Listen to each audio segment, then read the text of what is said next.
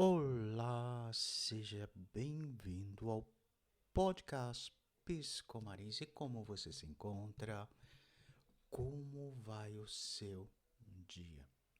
Bom, gente, hoje eu queria trazer um tema que eu não sei se você já presenciou, já se sentiu identificado com o que eu vou dizer agora, e por isso te convido a estar atento ao nosso episódio de hoje. O silêncio que exclui, a hipocrisia na formação de educadores. E isso a gente vai falar sobre a teoria versus a prática.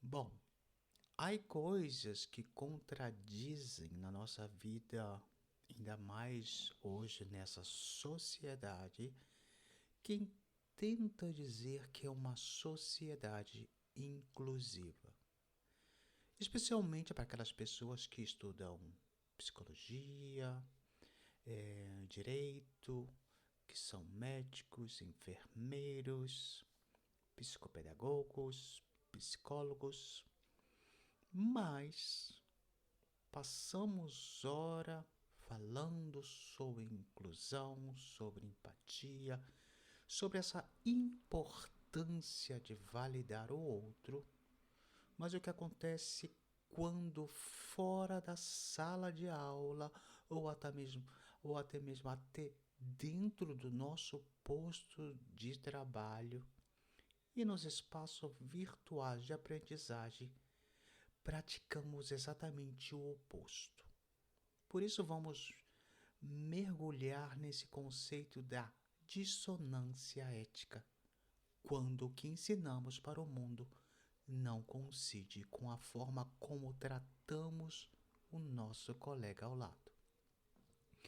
E para falar disso, eu quero trazer uma experiência. Eu sei que essa experiência tem a ver com, eu não sei, com acuso laboral, que fala de um jovem que, formado como médico e psiquiatra, e se sentiu pressionado no seu posto de trabalho ao ponto que ele tirou a própria vida. E você vai se perguntar como pode um psiquiatra jovem chegar a esse ponto. E a gente tem que entender que a toxicidade, o bullying não é só coisa de escola. Então o acuso laboral envolve essa coisa de bullying, pressão, essa manipulação entre os colegas. Bom, você já enviou uma dúvida alguma vez em um grupo de trabalho? Sabe que quando você se sente, viu que todos leem e você, até mesmo no WhatsApp, e as pessoas não te respondem? Ou você se sente como que tá naquele grupo de amigos e todos conversam entre eles e parece que te ignoram como que se você não existisse. Isso se chama invalidação passiva. Por mais que você esteja ali presente, eles vão te fazer sentir como que se você não existisse, como que se a sua palavra não tivesse valor. E é uma sensação para a pessoa que sente uma sensação de como que uma pressão psicológica, um efeito em que tenta não só desvalorizar o outro, mas como essa invisibilidade traz problemas sociais. É como que eu vejo o que você diz, mas o que você fala ou compartilha ele não tem valor. Isso pode acontecer em grandes grupos, pequenos grupos, até mesmo no seu posto de trabalho, em que você vai dar uma opinião ou você vai dizer algo e é como que, sim, mas não me importa. Você pode falar, mas aquilo que você está dizendo para mim não tem valor nenhum. E esse efeito, que se chama efeito de espectador, que é aplicado há casos muitas vezes de chats como o WhatsApp ou até mesmo em redes sociais, pode ser como um currículo oculto enquanto o professor, né, fala de inclusão e o sistema nos ensina que muitas vozes são prioritárias e outras podem ser apagadas.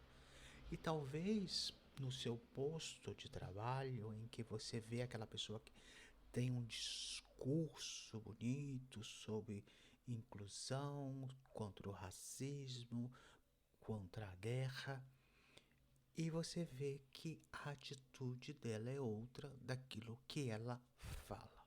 Quantas vezes já aconteceu isso que você olha e simplesmente diz: "Ah, se você conhecesse essa pessoa realmente, você entenderia que passa de uma hipócrita." E essa hipocrisia, ela é como tenta remover essa barreira na escola e ao mesmo tempo levantar muros de silêncio contra os próprios companheiros, tanto de trabalho, tanto de curso, até mesmo na própria amizade ou até mesmo na família também. Aquela família tóxica que tenta apagar a sua voz. E o mais impressionante dessa dissonância ética é que quem exclui raramente sente mal-estar. É aquela pessoa que te exclui, ela acha que ela se sente, não sei se orgulhosa, mas como que se fosse uma sensação de que eu estou fazendo isso porque eu quero me sentir superior.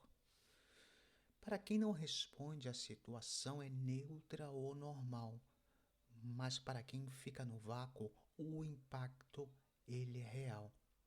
Perda de motivação, isolamento e uma profunda sensação de desvalorização.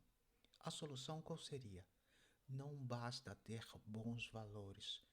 Você precisa de estrutura que obrigue à inclusão.